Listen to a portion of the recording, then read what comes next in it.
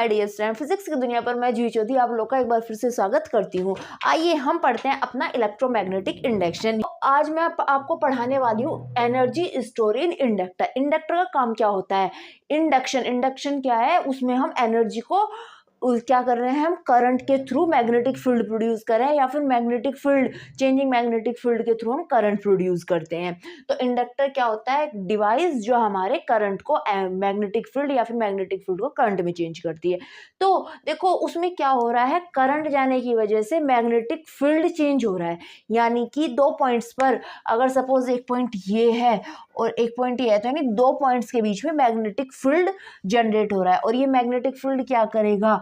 Energy store करेगा। क्या करेगा?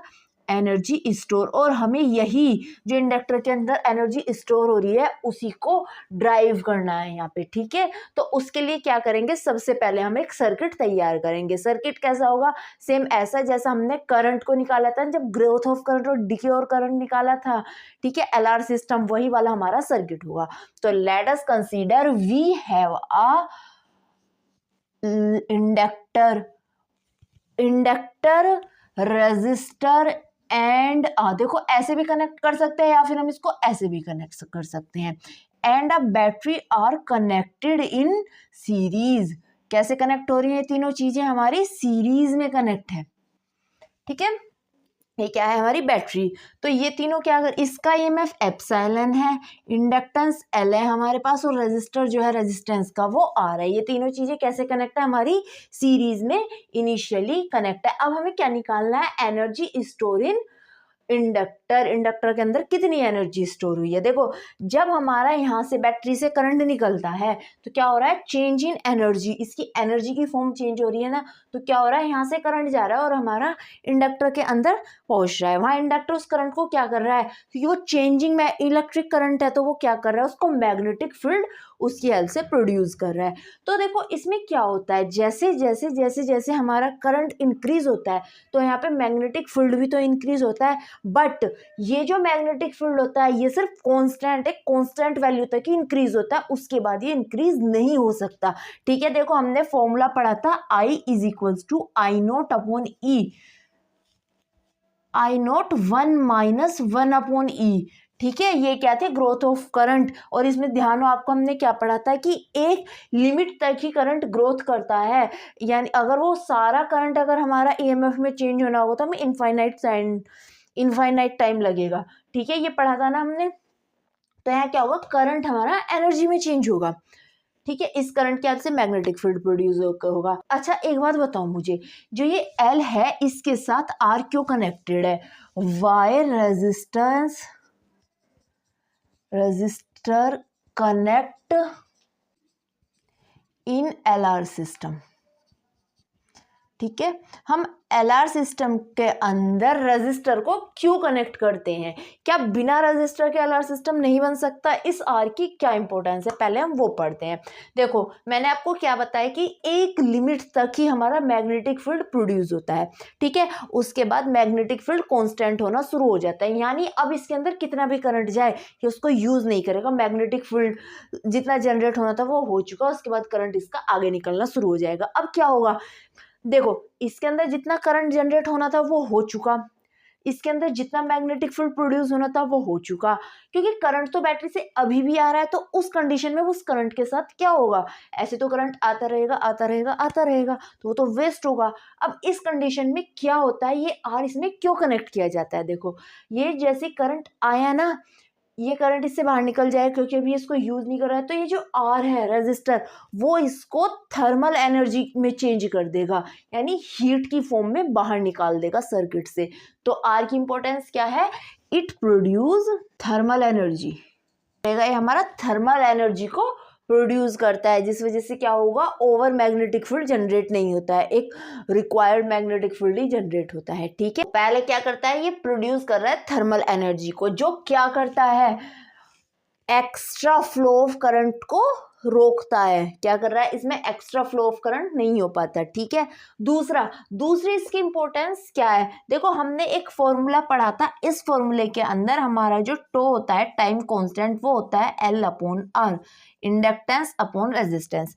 तो क्या है टाइम कांस्टेंट। देखो आर जितना ज़्यादा होगा टाइम कांस्टेंट क्या होगा उतना ही कम होगा, यानी जितना ज़्यादा रेजिस्टेंस होगा उसके अंदर उतनी ही फास्टली क्या होगा करंट फ्लो होगा, उतनी ही फास्टली वो क्या करेगा अपनी मैक्सिमम ईएमएफ को जनरेट कर लेगा। ठीक, तो क्या करता है आर फास्टर करंट, यानी जो हमारा इंड्यूस ईएमएफ आना है, इंड्यूस करंट आ रहा है, उसको उतनी ही फास्टली आ जाएगा जितना ज्यादा आर होगा। ये तो हमारी आर की इंपॉर्टेंस हो गई। ठीक है, अब इसमें एनर्जी कैसे स्टोर होती है देखो, let us consider we have a circuit. ठीक है, हमारे पास एक सर्किट है जिसकी बैटरी का ईएमएफ क्या है एप्सिलॉन, एक हमारे पास इंडक्टर है जिसका इंडक्टेंस एल है और रेजिस्टर है जिसका रेजिस्टेंस आर है। ठीक है, आर कनेक्टेड इन सीरीज। अब इनिशियली क्या हो रहा है, बैटरी से ईएमएफ निकल रहा है, कुछ ईएमएफ तो इंड्यूस ईएमएफ में चेंज हो रहा है, बाकी क्या हो रहा है रेजिस्टेंस से निकल जा रहा है। तो उस कंडीशन में एप्सिलॉन माइनस एल डी आई अपॉन डी टी कितना होता है हमारा आर आई के इक्वल, यही होता है ना इसका वोल्टेज। तो यहाँ से देखो epsilon d T minus L d I is equals to R I D T हो जाता है। ठीक है, एप्सिलॉन डी टी, एप्सिलॉन देखो ईएमएफ ऑफ बैटरी क्या होता है work done to move a charge, यानी epsilon q is equals to work done, और क्यू कितना होता है हमारा q is equals to I t होता है। ठीक है, क्योंकि करंट क्या होता है Q upon T, flow of electric charge per unit time. तो यहाँ से देखो क्यू की वैल्यू कितनी आ जाएगी आई टी आ जाएगी, epsilon I T is equals to W. तो यहाँ से देखो epsilon I D T minus L I D T, L I D I is equals to R I square D T हो जाएगा।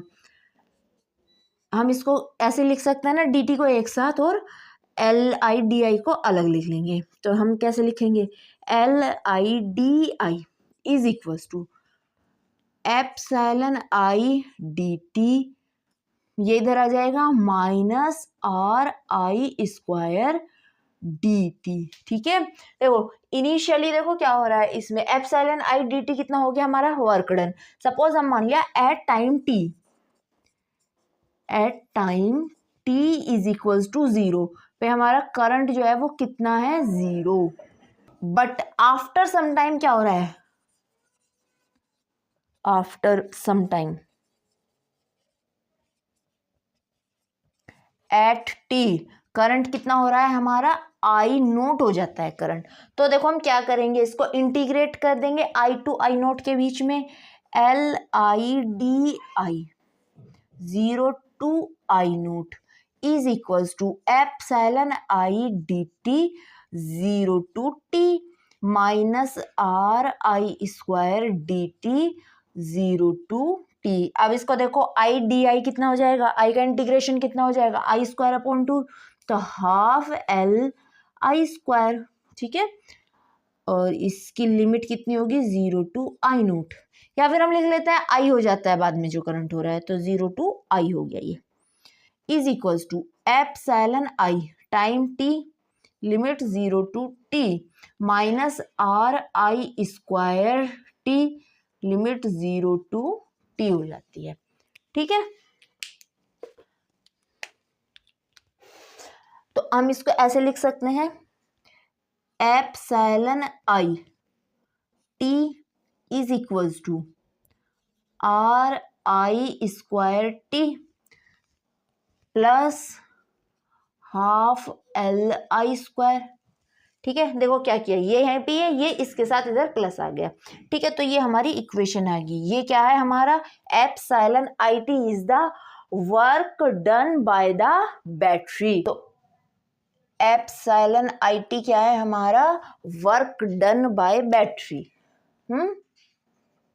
वर्क डन बाय बैटरी, जो battery work कर रही है वो है।